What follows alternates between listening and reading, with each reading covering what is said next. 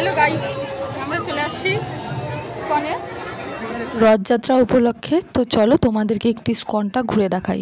ঢুকেই দেখছো যে ভীষণ পরিমাণে ভিড়, তারপরেই আমরা চলে যাই জুতো রাখতে। সো গাইস, আজকের এই ব্লগটাতে ভীষণ পরিমাণে মজা হবে, তো কোনোভাবে স্কিপ না করে ব্লগটা শেষ পর্যন্ত দেখতে থাকো।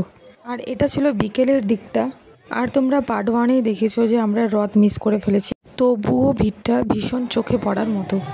সো আমরা মন্দিরে ঢুকে পড়েছি, দেখো।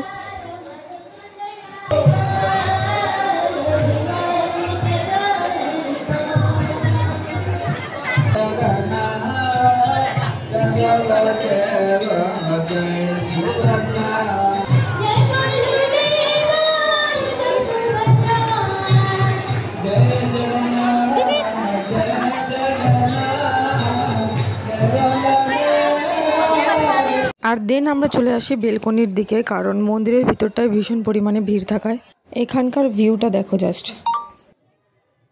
আর দেন তারপরে দেখা হয়ে যায় আমার এই বান্ধবীগুলোর সাথে, ওদের সঙ্গে কিছুক্ষণ সময় কাটালাম, ফটো উঠলাম।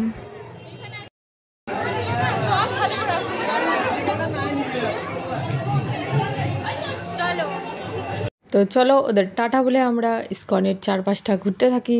পুজোর এই দিনগুলোতে অনেকেই পরিবারকে নিয়ে, অথবা কেউ কারো প্রিয়জনকে নিয়ে, অথবা কেউ কারো বন্ধু বান্ধবকে নিয়ে অনেক অনেক দূর থেকে এই ইসকনে ঘুরতে এসেছে। আর প্রত্যেকটা মেয়েকেই ভালো লাগছিল দেখতে। কেউ শাড়ি পরেছিল, কেউ চুড়িদার পরেছিল, অথবা কেউ গোপী শাড়ি পরেছিল, সবাইকে ভালো লাগছিল দেখতে।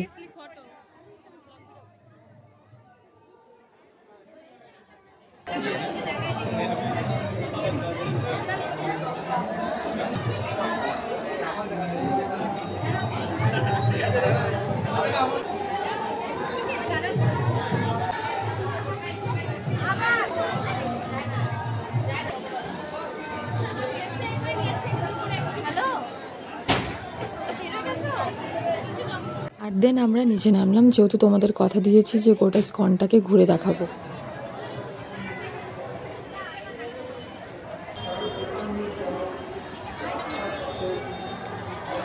দেন আমি নিচে গিয়ে মন্দিরটাকে একটু ক্যাপচার করার চেষ্টা করলাম ক্যামেরায়, কিন্তু এত সুন্দর লাগছিল দেখ। আর তোমাদের সকলকে জানাই রথযাত্রার অনেক অনেক শুভেচ্ছা, সকলে ভালো থাকো। আর গাইস, তোমরা কিন্তু বললে না যে আমাকে কেমন লাগছে, আর তোমাদের জন্য তো কমেন্ট বক্স খোলা আছে, জানাতে কিন্তু ভুলো না। আর দেন দেখা হয়ে যায় একটা ইউটিউবারের সাথে। হাই বন্ধুরা, দেখো নিউ ইউটিউবার, তো একটু সাপোর্ট করো, লাইক শেয়ার এবং সাবস্ক্রাইব। খুবই ভালো ভিডিও বানায়, আমিও দেখি। আর এখানকার আলপনাগুলো যে কে দিয়েছে, এত সুন্দর, এত সুন্দর করছে না, হেভি লাগছে। তারপরে কখন সেলিব্রেট ফ্ল্যাশব্যাক। পুরো এক্সাইটেড, এনার বয়ফ্রেন্ডের বার্থডে। হ্যাঁ, আর হচ্ছে মনটা তো এখানে নাই, মনটা আমার বয়ফ্রেন্ডের কাছে। অবশ্যই। তো ওইটাই এক্সাইটিং আছে। বয়ফ্রেন্ড না, ওটা আমার বর। বলেন কি? আমার বয়ফ্রেন্ড নেই আসলে, আমার বর আছে। আমার বর, কারণ যেদিন আমি তাকে আই লাভ ইউ বলেছি আর ও আমাকে আই লাভ ইউ টু, সেদিনও ওর আর আমার বিয়ে হয়ে গিয়েছে। ওই তো গাইস। আর এদিকেই রয়েছে একটা ভোলেনাথের মন্দির, যদিও এই রাস্তাটা এখন বন্ধ করে দিয়েছে অনেক বিল্ডিং হওয়ার কারণে, কিন্তু আগে এই দিক থেকে ওদিকে আর কি যাওয়া যেত। দেন আমরা ঘুরতে ঘুরতে এতটাই ক্লান্ত হয়ে পড়েছি যে A few moments later. দেন দেখা হয়ে যায় মেকআপ আর্টিস্ট সুস্মিতাদির সাথে। সো গাইস, এখানে একটা স্টুডিও আছে যেখানে আর কি তোমরা রথটাতে চড়ে ফটো উঠতে পারবে। এই জলটার মধ্যে একটা বোটও আছে, যদিও আমি সেটাতে কোনোদিন উঠিনি। আর প্রায় সন্ধ্যার দিকে এখানে জলটাও ছেড়ে দিয়েছে, ওয়াটারটা দেখো আরো সুন্দর লাগছে। আর দেন আমরা চলে যাই মন্দিরের ভিতরে সন্ধ্যা আরতির সময়।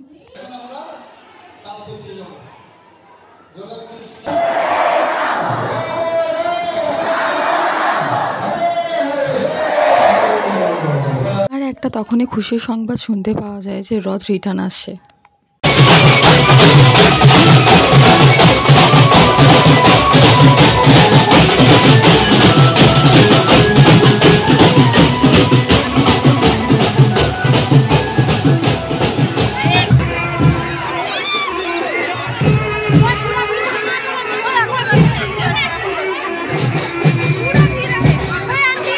প্রত্যেকবারই তো রথে আসা হয়, কিন্তু এতক্ষণ কোনো বাড়ি ছিলাম না, যাই হোক, কপালটা আমার ভালোই ছিল, রথটাকে টানার আমি সৌভাগ্যটা পেলাম।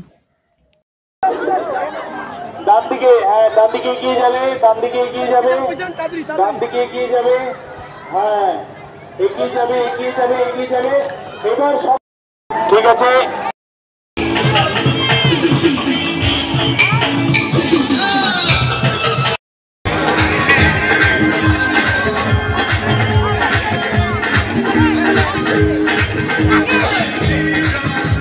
সো গাইস, আমরাও ডান্স করে নিলাম। আজকে কিন্তু ভীষণ মজা হলো। তোমাদের ব্লগটা কেমন লাগলো জানাতে কিন্তু ভুলো না। ডান্স করতে করতে ভীষণ খিদে পেয়ে গিয়েছিল, তাই আমরা চাউমিন খেয়ে নিলাম। তো চলো গাইস, দেখা হচ্ছে আবার নতুন কোনো ব্লগ নিয়ে তোমাদের সাথে। তো আজকের এই ব্লগটা তোমাদের কেমন লাগলো জানাতে কিন্তু ভুলো না। টাটা।